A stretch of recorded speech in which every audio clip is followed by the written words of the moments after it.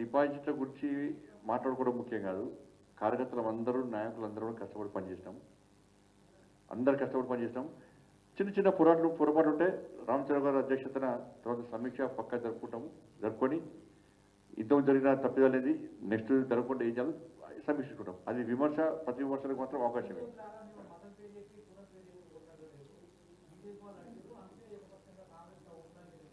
నేను అంటున్నాను మైనార్టీలంతా ఒకటి నేను అంటున్నాను. నేనే అనుకుంటా తుర్కోలందరూ ఒకటి గెలిపించారు అంటున్నా. హిందువులు ఆలోచించుకోవాలని చెప్తున్నాను.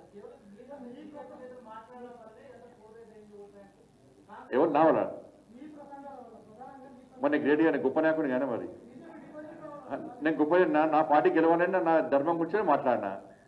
ఒక పార్టీని గెలిపించే దమ్ము నాకు దాన్ని గొప్పనే కదా మరి. ఇంకా కేటీఆర్ ఐరన్ లెగ్గే. దేశంలో ఐరన్ లెగ్ ఎవరు? రాహుల్ గాంధీ. ఈ తెలంగాణ రాష్ట్రంలో ఐరన్ లెగ్ కేటీఆర్. ఎందుకు అంటే ఇప్పుడు ఆయన అయిన తర్వాత ఈ జిహెచ్ఎంసీ దానిలో 99 సీట్లు ఉండాలి జిహెచ్ఎంసీలో. వాళ్ళు ఎన్నైనాయి? 56కి వచ్చినాయి. 56కి వచ్చినాయి. హుజామాబాద్ ఓడిపోయారు. మునుగోడులో సరే ఏదో అట్లా అయిపోయింది. ఎమ్మెల్సీలు 2 ఓడిపోయారు. కంటోన్మెంట్ ఓడిపోయారు. జూబ్లీహిల్స్ ఓడిపోయారు. వాళ్ళ చెల్లె కూడా అప్పుడు ఓడిపోయింది. చెల్లె దూరమైంది. పాపం హరీష్ రావు కూడా లాస్ట్ రానియలేదట. కాబట్టి కేటీఆర్ అనే వ్యక్తి ఉన్న రోజు మాకు బ్రాండ్ అంబాసిడర్లు ఎవరు అంటే దేశంలో రాహుల్ గాంధీ, తెలంగాణలో కేటీఆర్. ఆర్కే బ్రదర్స్ నేనే చెప్పిన ఒకదాక జూబ్లీహిల్స్లో ఏం ట్యాక్స్ ఉండే? Okay tax, Owaisi KTR tax ఉండే. ఇప్పుడు ఒరే ట్యాక్స్, ఓవైసీ రేవంత్ రెడ్డి ట్యాక్స్. తెలంగాణ రాష్ట్రంలో జరిగేది ఆర్కే బ్రదర్స్ రాజ్యం నడుస్తున్నది.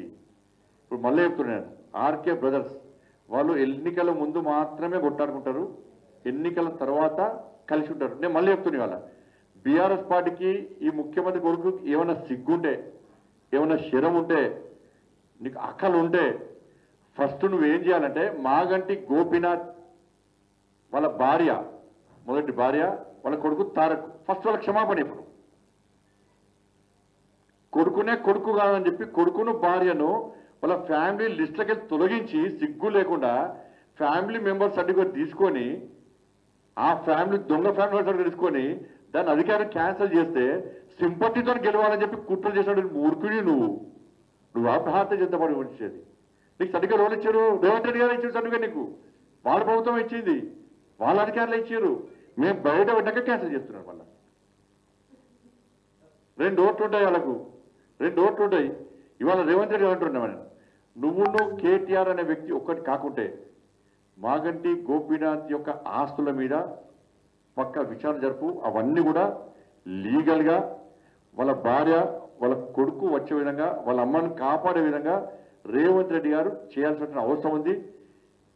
గతంలో ఏమైనా ఆస్తి మార్పిడి జరిగితే, ఎవరైనా అక్రమంగా ఆస్తి మార్పిడి జరుపుకుంటే వాళ్ళ మీద క్రిమినల్ చర్యలు తీసుకోవాలి. తెర వెనుక ఎవడున్నాడో వాడిని ఓటు మీద కూడా చర్యలు తీసుకోవాలి.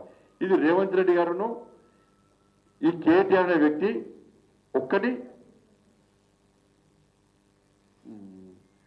కాదనుకుంటే పబ్జీ గేమ్ నిషేధించినాము, కానీ ఇంట్లో ఆడుకుంటాడట రాహుల్ గాంధీ.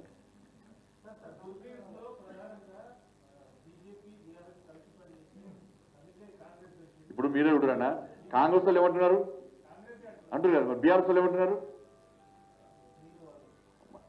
దాన్నే అంటారు. ఇలా ఫస్ట్ నుంచి కదే. ఇప్పుడు ఎవరు ఇది ఉప ఎన్నికలు ఇది ఫస్ట్ నుంచి కూడా అధికారం ఉంటే వాళ్ళే గెలుస్తున్నారు. 6 ఎటువంటి ఎన్నికలు 6 జరిగినాయి. ఒక్క నాగార్జున సార్ తప్ప మిగతా అన్ని కూడా సింపత్తో ఎక్కడ గెలవలే. అన్ని కూడా అధికారంలో ఎవరుంటే వాళ్ళే గెలిచారు. 6 ఎన్నికలు జరిగిపోయారు జూబ్లీస్తో కలిపి. ఒక నాగార్జున సాగర్ తప్ప మిగతా అన్ని కూడా అధికారంలో ఉంటే వాళ్ళు గెలిచారు.